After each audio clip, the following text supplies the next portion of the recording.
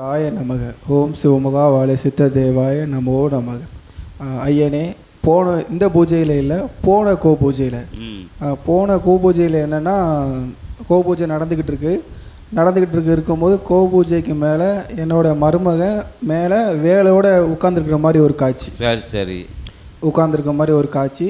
அதுக்கப்புறம் பூஜை முடிஞ்சு உள்ளே பீடத்துக்கு அபிஷேகம் பண்ணும்போது அந்த சிவபெருமான் பக்கத்தில் புலி தோல் அடைஞ்சு பக்கத்தில் உட்காந்துருக்கான். சரி சிவபெருமானுக்கு ரெண்டு காட்சியும் அகத்திய பெருமான்கிட்ட சமைப்போம்.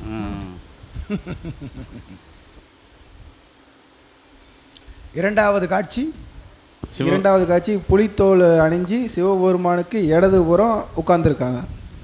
அதாவது ஒரு காலை மடித்து ஒரு காலை கீழே விட்டு, வலது காலை உள்ளே மடித்து இடது காலை கீழே விட்டு அந்த திண்டு மேலே உட்காந்துருக்க மாதிரி. யார் உட்காந்துருப்பா சபையில்? இடது பக்கம் யார் இருக்கா? ஓம் அகதீஷாய நமக. கோமாதாவின் மேல் நின்ற அத்தகைய கோலம் யார் நின்றார் என்று உரைத்தாய்? அவன் மருமகன், அதாவது என் மகன். ஆமாம், மகன். சிவத்தின் மைந்தன் அமர்ந்திருந்தான், மருமகனாய் அமர்ந்திருந்தான் என்று அகத்தியன் யாம் நல்ல ஆசிகள் வழங்குகின்றோம். ஓம் அகதீஷாய நமக. சபையின் மேலுள்ள பற்று, சித்தன் மேலுள்ள பாசம், சித்தனை தாங்கிய இறைநூலை தாங்கியவனை தாங்கி இருக்கின்ற அத்தகைய அன்பு, இறை சபையில் நோக்கி வருகின்ற திசையை அவன் உற்று நோக்கி கொண்டிருக்கின்றான் என்று அகத்தியன் நல்லாசி வழங்கி கோமாதாவின் மேல் நின்றவன், ஆற்றலோடு அமர்ந்திருந்தவன், திருமுருகப் பெருமானுடைய சரீரம் தாங்கிய உனது உறவாளன் என்று அகத்தியன் நல்லாசி நமக.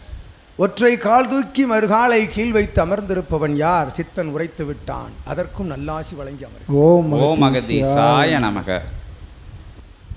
இன்புற்று வாழ்க. அது அங்கே முருகப்பெருமான் தான் அங்கேயும் உட்காந்துருக்காரு. அகத்தியருக்கும் சிவபெருமானுக்கு கூட உட்காந்துருக்காருல்ல. முடிசூட்டு விழா கண்ட கோலம் அது. முடிசூட்டிய பொழுது சித்தன், அவனுக்கு முடிசூட்டிய பொழுது அவன் அமர்ந்திருந்த அருட்கோலம் திருமுருகப் பெருமானின் கோலம் என்று நல்லாசி வழங்கும். ஓம் அகதீஷாய நமக. இன்புற்று வாழ்க. அகத்தியமே ஜெயம், ஆனந்தமே அகத்தியம்.